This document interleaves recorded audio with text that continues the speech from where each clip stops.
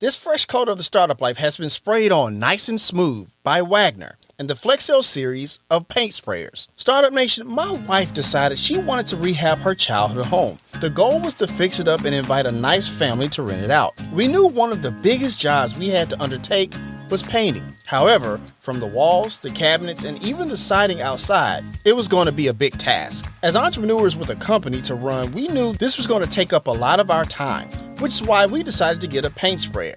And after much research, we decided to go with the sprayer from the Flexio series from Wagner. Startup Nation, these sprayers are top-notch because of its flexibility to paint or stain walls, furniture, cabinets, and more. It's 10 times faster than using a paintbrush, which was a big selling point for us. And you can paint or stain right from the can. It's also easy to clean in 5 minutes, and being great for indoor and outdoor projects, a paint sprayer from the Flexio series clearly needs to be part of the arsenal in your garage. So if you're ready to stain your deck, or like me, fill your daughter's request of a bubblegum pink room, up your game with a paint sprayer from the Flexio series by Wagner. Take it from me, your time will thank you. It's time to be about that life, the startup life. Here's your host, Dominic Lawson. All right, Startup Nation, so I hope you're ready to receive some value today. My name is Dominic Lawson, and this is The Startup Life, the show for entrepreneurs and career-minded professionals. You know, Startup Nation, the demographics in our country are changing, and they are changing fast. As of now, we have 5 different generations in the workplace, which means that old leadership models and how we communicate in our businesses will need to shift as well, which is why we have a fantastic guest for you today. She is an author, multi-generational workplace scholar, and board advisor. She is also the former executive vice president and chief communications officer at First Horizon Bank. Her advice and research findings have been featured in Forbes, CNBC, CBS, The Network Journal, and Today.com. She's also a Trekkie. We're going to talk about that a little bit. But lastly, she is also the author of the Amazon.com bestseller, Generation Z in the Workplace, helping the newest generation in the workplace build successful working relationships and career paths. She is Dr. Candace Steele Flippin. Dr. Candace, how are you today, ma'am? I am fantastic, Dominic. Thank you so much for allowing me to share some of my thoughts and opinions and research with your listeners. Absolutely. It is absolutely a pleasure on our end to have you on the show. But Dr. Candace, if you would just kind of share your origin story and your background a little bit. I'm happy to. Mm-hmm. I was actually born in Memphis, Tennessee, and my family then, like so many others, migrated to Detroit. Mm-hmm. Where I was raised by my mom and my stepdad. My mom was a city worker, and my stepfather was an auto worker. My father actually stayed in Memphis, and he was an entrepreneur. Okay. He went to the Navy, and the Navy taught him to be an electrician. After that, he started his own business. And my parents really underscored in us the value of education, but also the need to be curious and make up our own mind. I went to school, interestingly enough, as an art history major, and then converted to a business major for my master's degree and launched my career into communications. And ironically, in a short period of time, 3 different things happened. Mm-hmm. The first is I stepped into an elevator. You know how you get into an elevator and people are talking? Absolutely. You're trying not to hear their conversation, but there's just a few of you in the elevator. Right. And it was two baby boomer females. And they were talking about this young person who had just joined their team. And everything they were saying was very negative. And at the end of it, they looked at each other and they said, millennials. And I thought to myself, I wonder how this millennial person is feeling. Right. And then within a short amount of time, I was in a conference room and I walked in and there was a conversation going on and it was 2 millennials talking to each other. And I came in at the tail end of the conversation and said, well, you've got to be patient with these baby boomers. I mean, they don't have the technology savviness that we have. They feel that, everything has to be a conversation on the phone as opposed to just quickly sending, a text. Right. And it was really interesting to hear their perspective.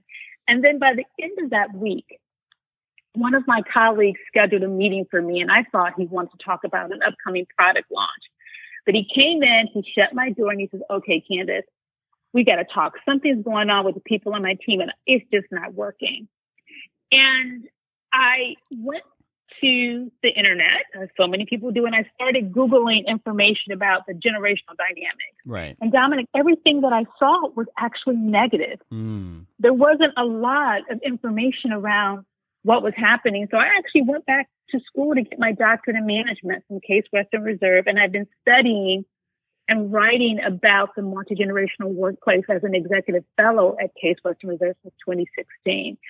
And what I found is that the values that each generation has are all great. They're just a product of what was happening when we were growing up, right, and what was happening historically, and then how we took that information and shaped our value system. And so if you think about it, if you were born, let's just say during the Great Depression, so those are traditionalists, people over 75 now, but there's some of them are still in the workplace. And, you know, if you came of age during a time when there was not a lot of resources, right, you may value not wasting things. You may value, you know, being careful and being planful, and following the company agenda or program. Right. You may have a lot more loyalty and gratitude because you have benefits programs like pensions and other things that are available to you. And so your point of view of how you approach work may be different. But let's fast forward and say you were born at a time when technology made everything clear for you, and anything you wanted to know, you could just Google it and you get the answer. You might value transparency and efficiency. Both are great. It's just that sometimes we forget that our historical context shapes what's important to us. And so I write and research what's happening from a value perspective so that I can build a bridge and people can get the best out of their working relationships and their careers. That's very interesting. Thank you for sharing that. That's very interesting because I was actually just listening to another podcast, and this guy was talking about his dad from that era of the Great Depression. And he said that generation is also very hard on themselves as well. Not just hard on, you know, every other generation, but they're also hard on themselves as well. So I just thought that was interesting that you say that. But I want to ask you this, because I mean, when you talk about those negative stereotypes or those negative perceptions, if you will, and you're talking about all these different generations clashing into one kind of economic workforce that we're kind of experiencing right now, how do you break down those barriers? Like, what are some of those stepping stones to breaking down those barriers so that way you can have a more cohesive work environment? So I'm a communicator, and I believe communications is a very effective bridge. Gotcha. And I'm also a researcher, so let's put the two together. Sure. I did a study of about 1,400 individuals, and I looked at all the different ways we communicate interpersonally. So that's everything from how you communicate without words, how you find out about people, what you tell people about yourself, how you kind of negotiate and work things out. There are 12 different parts of interpersonal communications that are widely studied. And I looked at, in this study, baby boomers, Gen X, millennials, and Gen Z workers. And I wanted to understand, out of all these different types of interpersonal communications, which ones they felt that they were best at, that they appreciated as a proxy for what they value. And what I learned is that baby boomers tend to value active listening. That's paying attention to each other. Right. Some examples of how you can demonstrate active listening is, let's say someone's talking to you. Are you looking them in the eye? Or are you looking at your phone? Or are you looking at your watch? Are you looking at your computer screen? Like, are you demonstrating that you are fully engaged? If they're saying something to you, have you perhaps paraphrased what you've heard to make sure that you have agreement? Right. Generation Z, which is my generation, we tend to value working with others or collaboration. And so all the different dynamics that go along with collaboration, such as, you know, communication, teamwork, support, motivation, keeping lines of communication open, you know, providing feedback.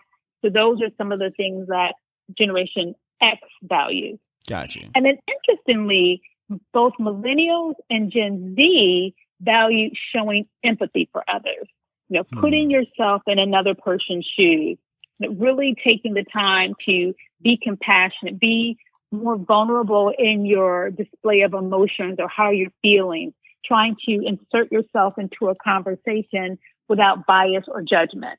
Gotcha. And so one of the ways that I like to talk to organizations and companies and leaders about is when you are talking or having a conversation or interaction, if you focus on these big three, demonstrating that you're actively listening, demonstrating collaboration and empathy, those are three things that you can do that will bridge the gap, I think, beautifully and respond across generation groups.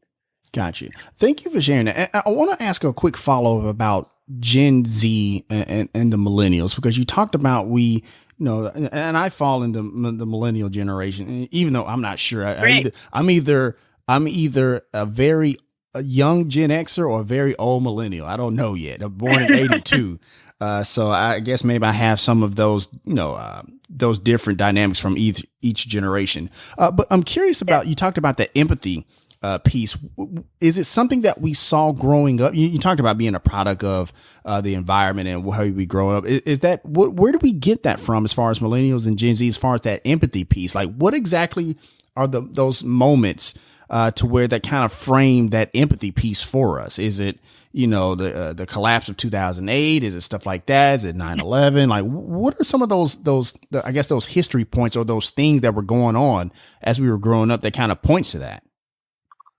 Some researchers feel it has to do with all the great work that's gone on in the past couple of decades around mental health. Gotcha. Okay. And a recognition of how mental health is not a stigma and that it's okay to express when things are going well. And it's okay to express when things are not going okay. So I remember from a workplace perspective, maybe you've heard the expression, never let them see you sweat. Don't be vulnerable. It's a sign of weakness. Right. Where there's been so much great work where it's now more acceptable for people to show vulnerability. And in fact, many experts recommend that leaders show vulnerability so that they can foster trust. And so what that has done, along with the fact that social media is now so prolific, particularly with the younger generations where they can express themselves, right, that these things are actually allowing people to have these connections, whether they are virtual or in person, but they're sharing how they're feeling. And then they're opening up how they're feeling to a broader audience, even strangers, to get support. Gotcha.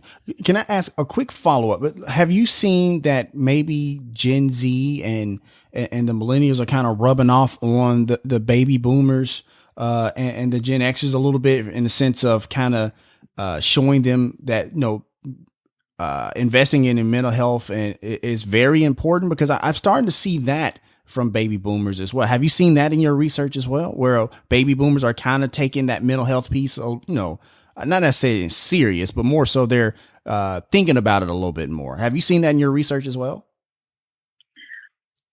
I haven't necessarily researched mental health from a generational perspective, For sure. What I have seen is that, so if you think about in a lot of workplaces, millennials are 40% or more of the workplace, and the Department of Labor Statistics says that in the next 5 to 10 years, 75% of workers in the workforce will be millennials and younger, so millennials and Gen Z. Right. And we've seen a shift to more focus on mental health benefits in the workplace and an openness to provide that. And I've seen also in the management literature a lot more focus on being able to be vulnerable, being able to express this as a manager, being open to listen and to be more empathetic and compassionate. So while I personally haven't studied it, I can say anecdotally, from a benefits perspective and from just a work environment and expectations of managers, I'm seeing this shift, and I think it's a positive one. Absolutely. Absolutely. Thank you for sharing that.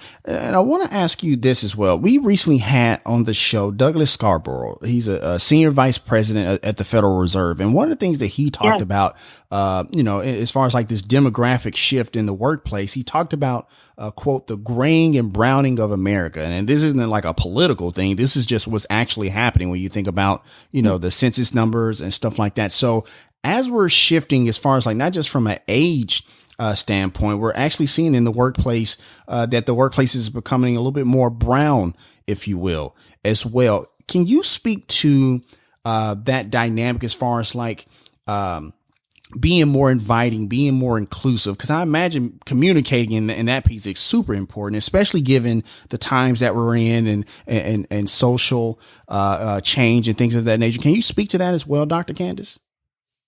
Absolutely. So as an American and as a Black woman, Right. I think it's great that the country is becoming more inclusive. Go Some ahead. scholars look at the year 2030 or 2050 as a tipping point where the demographics in the United States will shift from a majority Caucasian to a majority of people of color. Right. And that's just shaped by a lot of things, mainly just by birth rate. Mm-hmm. And I think that's great. You know, as a woman, as a African American woman, as a Black woman, I'm glad that our country is growing and becoming more diverse, because studies show that diversity is great for enriching culture. It is great for also enriching people's lives and for business. And the companies that are doing a great job preparing for that, I think will see themselves much further ahead, because they will be thinking about their future workforce and their future customer base. And so anything you can do to be more open and inclusive is great. And some examples of how companies can do that are very straightforward. First, look at your data. You know, does your employee base reflect your community? Does it reflect the demographic of your customers? Does it reflect the demographics of your location and your country? And if it doesn't, what are some of the things you can do to make sure that you're being very proactive to bring that about? Also, in addition to hiring practice, which are fantastic, what are some of the things you're doing to make sure that your workplace is actually inclusive? Right. I was recently reading an article about millennials of color. Mm-hmm. And this particular article was focusing mainly on Hispanic and Black millennials. And it focused on their frustration with companies that really had diversity and inclusion as a forefront of what they were saying in their mission. However, they really were expecting conformity. And so while they were bringing people in, they wanted to exclude all the richness that came with those individual cultures. And they felt that there was a certain whitewashing that was taking place and not a true evaluation of what that means in terms of culture, expression, everything from colloquialism to hair to dress to what they do in and outside of, work hours to express themselves. And so I think if you really want to be inclusive, you also have to realize that each group brings cultural enrichment and be open to including that in your workplace. And then finally, having a dialogue in places for a safe space for people to provide feedback to help the company be what they would like to see to help them grow and thrive and be successful. Absolutely. Thank you for sharing that. And, speaking of, speaking as a Black woman, I wanted to ask you this because, we recently saw the vice presidential debate between Senator Kamala Harris and Vice President Mike Pence. And the day after, there was an article that came out that talked about how Senator Harris was not only having the opponent of Mike Pence, Vice President Mike Pence on the stage, but there's also the stereotype of Black women that she was also fighting simultaneously at the same time. And we hear quite often that it's just a different vantage point when you're a Black woman in corporate America and stuff like that. You've sat in the C-suite of a bank. Yeah, you know what I'm talking about. If you would just kind of share some of your insight, some of your challenges, some of the advice that you can share with somebody who has that similar experience that maybe you've had as well. So when I speak about this to other people of color or to organizations about my own personal experience, I shared it to them that it doesn't matter that I'm a graduate of the University of Michigan, I have an MBA from Johns Hopkins or a doctorate from Case Western Reserve University. when I show up, people see me as a Black woman. And Right. so everything that's positive and everything that's negative that my fellow sisters go through, I am subject to that as well. Mm-hmm. That is a reality in America. But what I share with them is some of the things that my stepfather and my father and my mother imparted in me. And that is, I cannot let someone else's issue with who I am be my issue. Gotcha. Everything that's destined for me, I have to go out and try to get it. I'm also a person of faith. And so, you know, I believe in God, and my faith also helps sustain me. And so some of the ways that I've tried to navigate my career is by not assuming bad intention. Got you.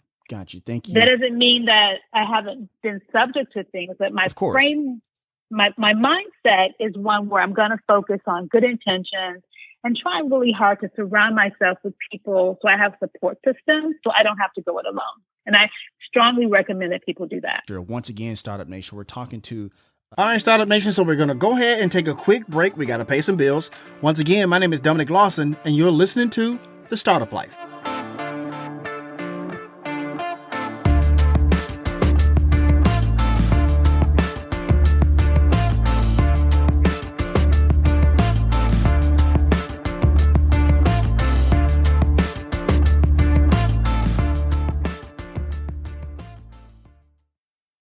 Check it out, Startup Nation. I know many of you are trying to improve your marketing performance, right? You have your business or your e-commerce store and you're trying to increase that brand awareness. No worries, I got you. You should listen to the brand new Keep Optimizing podcast. That's optimizing with an S and not a Z. It's a marketing podcast that will provide you with not only the latest tips and advice in the game, but also you will hear from experts in their field when it comes to email marketing, SEO, and more. This is a must-listen to podcast for my e-commerce entrepreneurs. It's hosted by Chloe Thomas, who is a 15-year marketing expert, best-selling author, and award-winning podcast host. It's already a top 20 marketing podcast in 7 countries. So clearly, you're going to get amazing value every episode. So as you can see, Startup Nation, you're in good hands with my girl CT. So listen and subscribe to the Keep Optimizing podcast on Apple Podcasts, Spotify, or anywhere you like to get your favorite podcast. You can also get more information at keepoptimizing.com. The link is there in the show notes. Oralex powers this episode of The Startup Life. Startup Nation, as a podcaster, radio host, and business owner, I know a thing or two about the need for your message to come through clearly to your target audience. The last thing you want when trying to close a big deal over the phone or giving a sales presentation in your conference room is to have the person you are talking to be distracted by either the fact that you sound like you're in a warehouse or an outside noise like a fire truck. Trust me, Startup Nation, I know this all too well from experience. And that is why Oralex has your back. Oralex Acoustics creates professionally tested products that you can trust in a commercial space or at home. Better office acoustics improves intelligibility when video conferencing or generic conversation, reduces stress, and helps build a proactive work atmosphere. From a home studio for my content creators to your office space downtown, your gear performs better in an acoustically treated room. Trust me, you are in good hands with Oralex as they are the #1 brand in acoustics, providing trusted solutions for over 40 years. Also, you can download the Oralex Acoustic Treatment mobile app in the Apple or Google Play Store to give you specifically designed and instantaneous recommendations for various room types. Go to Oralex.com and use the promo code STARTUP in all caps for 10% off your entire order. The link is there in the show notes if you are listening to the replay on the podcast. So if you are ready to stop sounding like you're having a sales meeting in a sports arena, go with Oralex. Professional audio made simple. Tresta powers this episode of The Startup Life. Okay, Startup Nation, I want to talk to you about our sponsor, Tresta. Tresta is an app for iPhone and Android that lets you do business calling and texting from anywhere. I know so many entrepreneurs that are still using their personal phone number for business calls. It can get complicated drawing the line between your personal and professional life. Startup Nation, this is the best business phone app out there. Whether you just need a business phone number or if your team is ready for a complete business phone system, Tresta is totally flexible and can grow with your business. And it's all unlimited. Calling, texting, and all of the powerful call management features like auto attendance, call recording, user groups, and more for just $15 per user per month. With Tresta, there's no contract, and you don't need any special hardware, just your smartphone you're already using. Tresta is easy to configure, so you can set everything up yourself, all online, avoiding all the hassle and high overhead costs of setting up a traditional business phone system, which is important because as entrepreneurs, we are always trying to cut cost and time. They're offering a 30-day free trial so you can see if Tresta's virtual phone system is right for you. Communicate smarter and more efficiently with Tresta. Start now at Tresta.com/startuplife. That's TRESTA.com/startuplife. The link is there in the show notes if you're listening on the podcast. Tresta, business communication simplified. All right, Startup Nation, welcome back as we continue our conversation with today's guest here on The Startup Life.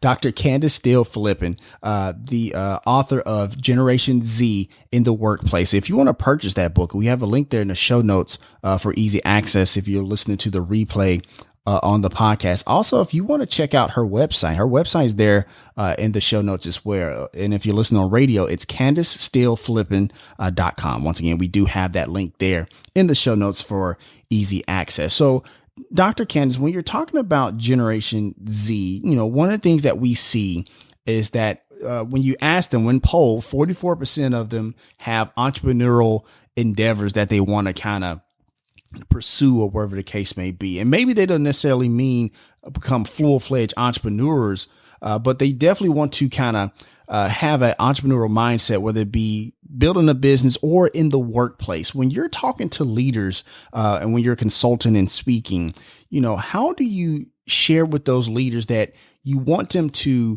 innovate and share their thoughts within the workplace? Because we see too many times where leaders, they kind of push that innovation down within subordinates and they end up leave the company and build the whole company. And now they're a competitor of the company they just left. So how do you kind of share and coach leaders on cultivating that entrepreneurial mindset within a traditional workplace?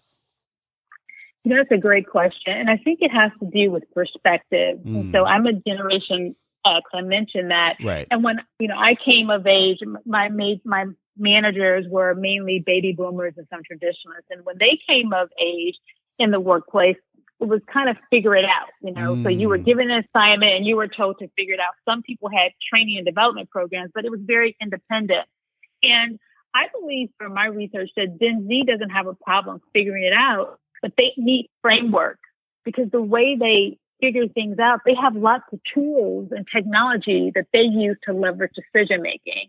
And so what I recommend managers do is to provide frameworks on how their employees can reach their goals and objectives.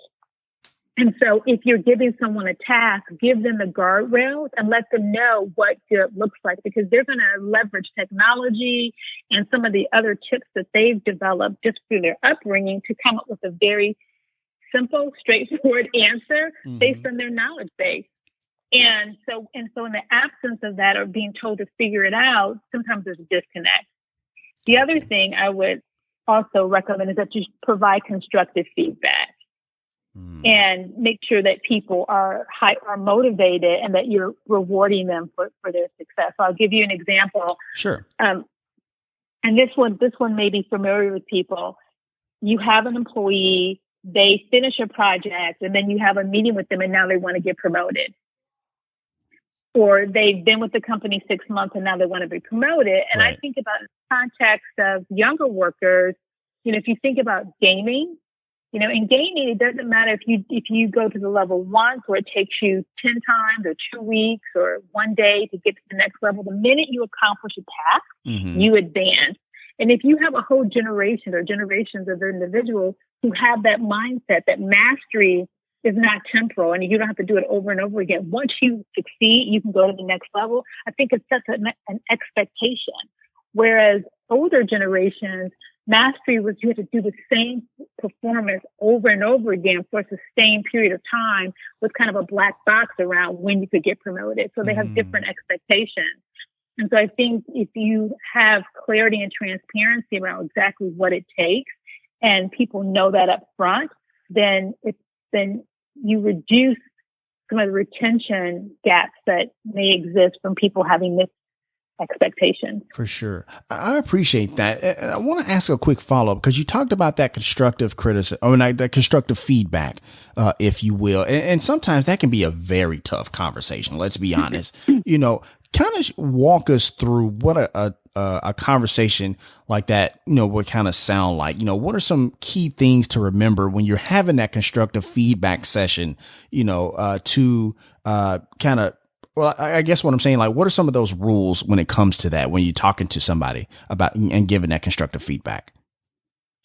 I think the first rule is that you need to make sure people understand that feedback is an expectation. Fair enough. Some people don't like feedback if they don't know what's coming. So Gotcha. if people understand, there will be feedback, either here are the ways for formal feedback, whether it's a review once or twice a year, or informal feedback, how that's going to happen. And so one of the things you want to do is make sure that the time and circumstance and situation for the feedback is appropriate. You also want to understand how people like to give and receive feedback. So, for example, maybe if you see someone working on something, they're very busy, maybe that's not the time to stop and talk about something that went wrong. Or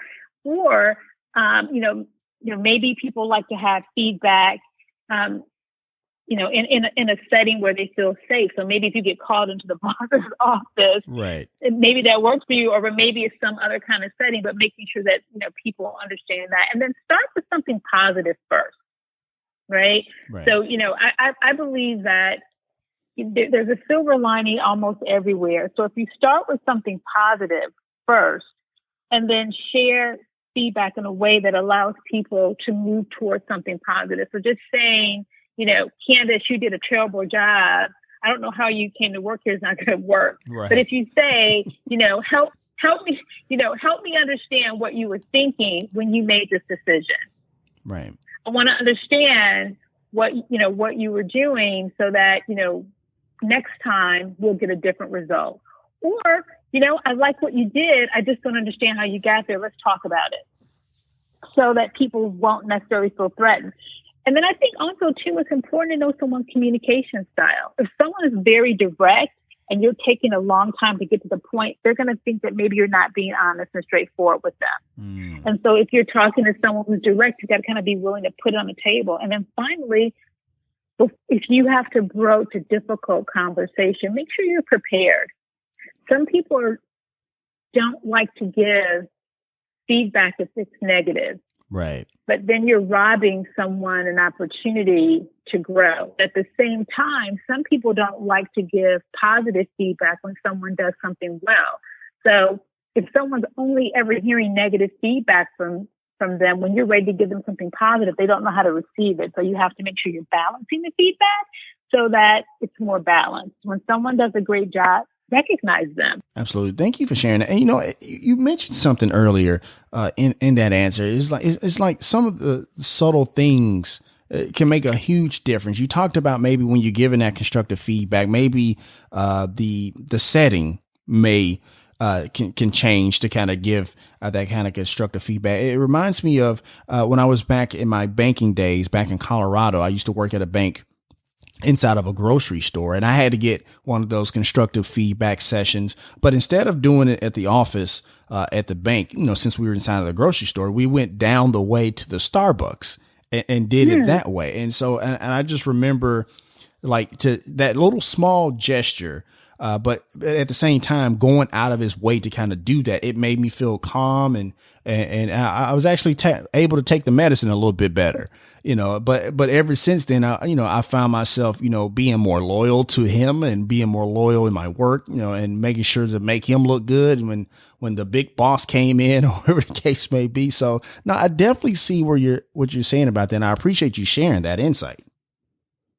Thank you. You're welcome. Yeah, study makes a difference. For sure. For sure. Thank you for sharing that again. I wanted to ask you this, like, when you give speaking engagements and do consulting and people bring you in, what's that number one thing people want you to kind of speak to? What's that number one thing they kind of want you to quote unquote fix, if you will, Dr. Candace? the number one thing people want me to do is first answer whether or not generational differences are real. Gotcha. I sometimes suspect that what people really want is justification for holding on to their bias.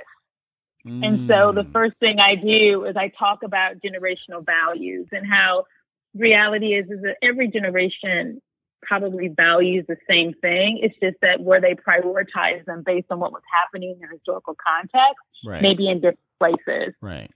That's the first thing. The second thing that they're looking to do is find a constructive way to open up a dialogue. Right. To bridge understanding. And I find that the easiest way to do that is to bring people together and to talk about what's important to you and what are those areas of commonality. So everyone's going to have something that they value the most, but usually there's overlap. And so we start with the areas of overlap and work from there. Gotcha. Thank you for sharing that for sure. Once again, Startup Nation, we're actually wrapping up with Dr. Candace Steele Flippin, the author of Generation Z in the Workplace. Once again, if you want to purchase that book, we have a link there in the show notes for easy access if you're listening to the replay on the podcast. Also, if you love the content that we're talking about and want to get more insight into what Dr. Candace does, make sure you check out her podcast, Beyond the Gap, with Dr. Candace. That is actually on her website. We have that link there in the show notes as well. Dr. Candace, speaking of speaking engagements and stuff like that, earlier this year, before the world turned upside down, you actually gave a TED Talk here in the beautiful land in the world we like to call Memphis, Tennessee, which is why I was excited, for you to come on the show, because I'm born and raised in Memphis as well. I wanted to ask you, talk about that preparation for a TED Talk. TED Talks are like these big, huge deals. Kind of talk about your preparation and how you prepared for that talk. Yes. So I was very pleased that New Memphis allowed me to be able to be a part of this at TEDx Memphis. And what I did was really work with some of my friends who were millennials who actually encouraged me to pursue this on a topic that was relevant to them. And my TED Talk or TEDx topic was what women really want, at work. And so I looked at my research to come up with some key takeaways. The second thing I did is actually practice. Gotcha. They provided a coach for me. And even though I've spoken in front of groups of over 1,000, that was probably the most nerve-wracking practice session of my life. Because it has the opportunity to be so widely spread. So I practiced quite a bit. Okay. And I had a great coach. And then I also practiced for my family, which I think were my toughest critics, but probably super supportive. And I wanted to try to convey a story that not only could resonate with the people who are watching it and who may be listening to it later, but also some practical tips that they could take away to help improve their careers and their life condition. Gotcha. No, I appreciate that, because we have a lot of people who listen to the show. They want to be influencers and they want to speak and give it, talks like that. And maybe even want to do a TED Talk one day. So I think that's valuable insight as well. Startup Nation, when you go to Dr. Candace's Instagram account, you'll see all types of different great content, but you also may see a picture of her as a Girl Scout as well. If you would, Dr. Candace, kind of talk about your time as a Girl Scout. My mom was actually our scout leader, and I was really proud to be a Girl Scout. My sister was also a Girl Scout. She was a Brownie, then she was a Girl Scout. I went in up to a cadet. And it really taught me a lot of valuable lessons and life skills. And so, and it just everything from nature to, thinking about my career. There was a popular song that we used to sing, Make New Friends, to keep the old. One is silver and the other is gold. And that actually then helped me be a networker. I stay in contact with almost everyone I've ever met. That's why I'm really glad we have social media now. So it makes it easier. But I think scouting teaches young girls, Girl Scouts teach a lot of girls about independence, about critical thinking, about the importance of working together in collaboration. And it was also very fun. And I'm very grateful. And over the years, I've met a lot of former Girl Scouts. And for the most part, we all say the same thing. There's something that I'm proud that I've had the opportunity to do. And that's why I posted my picture up on my Instagram. Gotcha.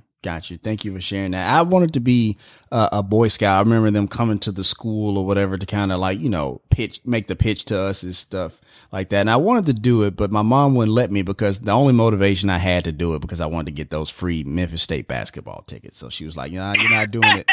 You're not doing it for the right reasons. So she wouldn't let me join the Boy Scouts, but that's neither here nor there.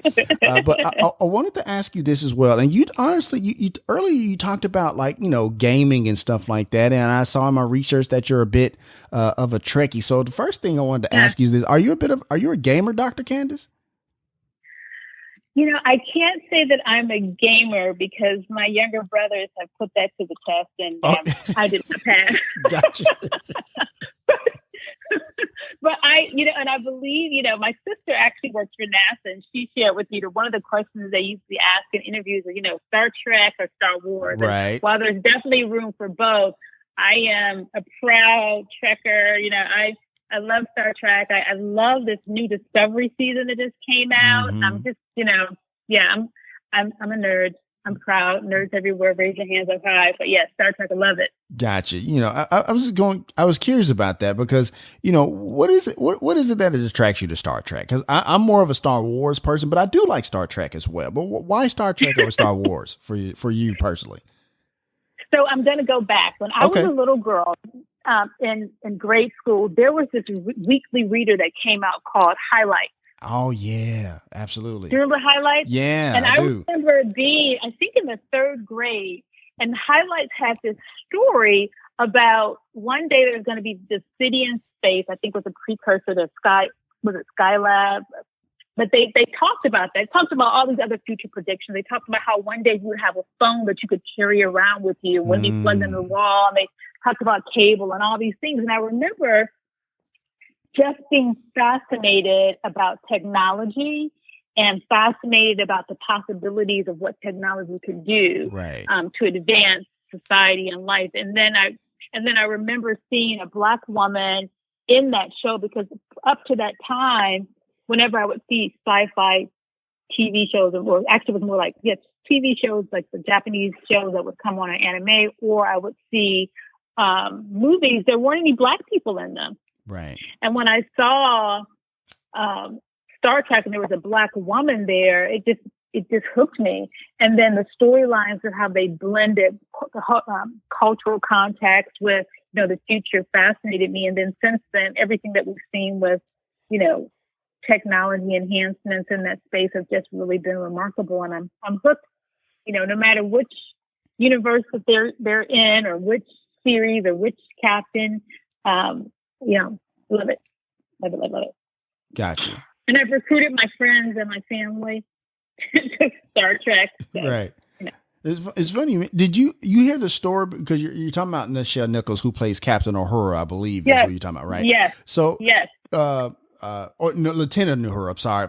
Any Trekkies out there? I apologize. My apologies. I got that wrong. But no, you ever hear the story between her and Dr. King? Because how she was getting ready to quit the show? Yes, and how he had a conversation with her, right? And how it was important for her to represent, absolutely, and what her role represented, and I'm a testament to that. Seeing her motivated me, so it was actually a great conversation that he had with her, and I'm glad she listened. Absolutely, I find that story fascinating. I found out about that story, I think, about 2 years ago, and I just thought that was fascinating. So I appreciate you sharing your background, your story on that, being a Trekkie. Yeah, I went into communications. Absolutely. Yep. Absolutely. Thank you for sharing. And your sister works at NASA, so there you go. Absolutely. Yeah. Once again, like I said, we're wrapping up with Dr. Candace Steele Flippin. If you want to check out her website, we have that website there in the show notes for easy access. And before I ask the last question, I just want to say thank you so much for coming on the show. I hope you had a great time as much as we have had on the show. For sure. But now I'm actually going to turn the microphone over to you, because there's somebody out there that's on their path, whether it be entrepreneurship or trying to scale the 9 to 5, especially with everything going on. They're feeling a little discouraged Dr. Candace, kind of give us some words of encouragement to take us out for today, if you don't mind. Absolutely. The first thing I will say is something that I heard from Ambassador Young. He spoke to many of my colleagues about 2 years ago, and he said, a lot of things that we're seeing, we think that they're probably the worst that things have been. And maybe in some of our cases that may be true. But if you think about life over time, things get better. And it's important to not go it alone. And so for those of you who are, looking at difficulty or uncertainty, I invite you to think about how things can get better and then reach out and find someone to help you along that path, that journey, so you don't have to struggle by yourself. For some of you, it may be your faith. For some of you, it may be your family. For some of you, it may be your friends. For some people, it may be social media. But do what you can to make a step forward so you don't have to do it alone. For sure. And for my millennial and Gen Z listeners out there, I would say thank you for everything you're doing to help make our world and our workplaces a better place. My generation, Gen X, we did our part. Every generation improves our social standing and our workplace. And so I thank you for holding on to your values and not compromising them, because they're making a difference and you can make a difference. For sure. You can make a difference, Startup Nation. Thank you so much. And that's going to wrap up this session of the Startup Life. Once again, we want to thank Dr. Candace for coming on the show. Thank you so much, man. We really appreciate your time. Oh, it was my pleasure. Thank you so much, Stephen. I really enjoyed it. No worries. And as always, Startup Nation, if you have an idea, be about that life, the Startup Life. If you want to let us know what you think about our show, have an idea for a show topic, or would like to advertise on our show, send us a message on the Startup Life Podcast Facebook page. And while you are there, like and follow our page as well. It's a great way for us to engage with you, Startup Nation, and really grow our community. The link is there in the show notes. Subscribe to the show, as it can be heard on Apple Podcasts, Google Play, Stitcher Radio, Spotify, or even on your Facebook timeline or any other platform you like to get your podcast. If you are listening on Apple Podcasts and you find our content valuable, please give us a 5-star rating, as it will help us climb the charts and help more people find our show. You can also listen to the show on the Startup Life Podcast new website. There you will find the all-new startup blog, where I write on many topics that are interesting and helpful to you on your path to entrepreneurship. And hey, if you have an idea, be about that life, the Startup Life.